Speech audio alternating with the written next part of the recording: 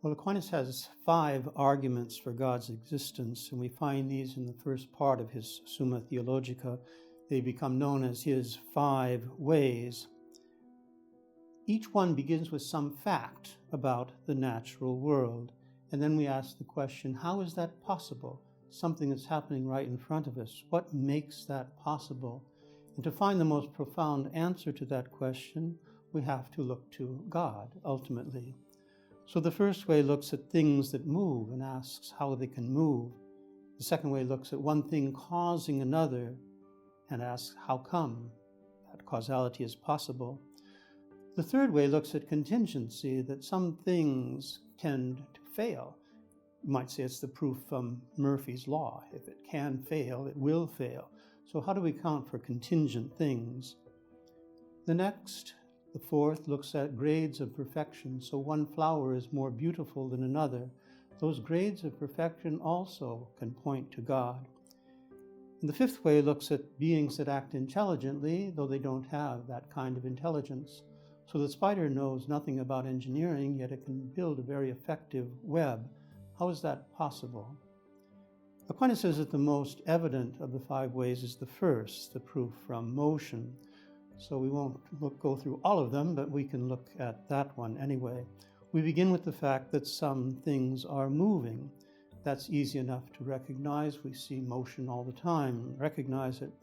But then we ask the question, what is motion? And that's a more difficult question. We think of it as a moseying, a going along, a heading this way. But we use then synonyms for motion. We don't say what motion itself is. To get at what motion is, we might take one particular motion like closing a door. Now, if the door is already shut, you can't shut it. Only the open door can be closed. Or another example of heating water to the boiling point. If the water is already boiling, you can't heat it to the boiling point. So change always involves some subject that has a potentiality for a new state or a new actuality, and that state is not yet achieved. The water with the potentiality to be boiled, the door with the potentiality to be closed. Aquinas can then define motion, as Aristotle does, as the act of a being that is in potency, insofar as that being is still in potency. So the act of heating that belongs to the water, as long as the water can still be heated to the boiling point and has not yet reached that point. Now, it means that each thing that is moving must be in some way in potency. And potency can't actualize itself. The door can't close itself. The water can't heat itself. It requires the influence of some other agent that has somehow the wherewithal to actualize that potency.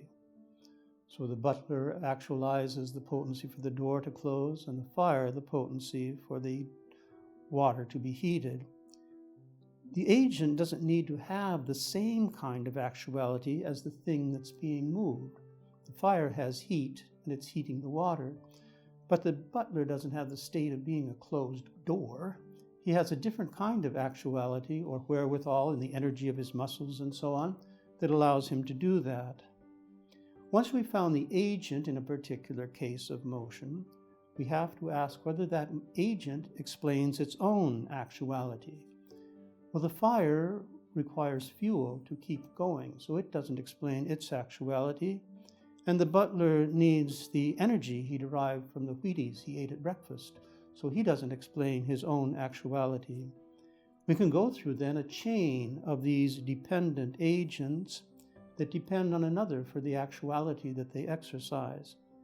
And Aquinas argues that that chain of agency cannot be infinite, because almost by definition, an infinite series has no first member. There's always one beyond. But what we need to explain the motion of the water being heated or the door being shut is a first agent that explains its own actuality, and its actuality is not derived from another. A chain of infinite agents that derive their actuality from another won't answer the question.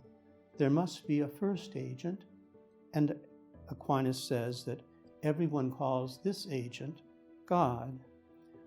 Well, this teaches us not only that God exists as that first agent, the first mover, but it tells us something else about God as well, that God is utterly transcendent, pure act, beyond all creatures which are always subject in some way or another to potency.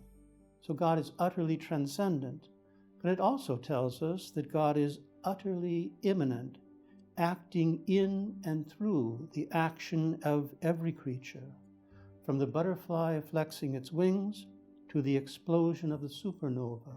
God is imminently present in all things. And so Aquinas says, God is in all things and innermostly.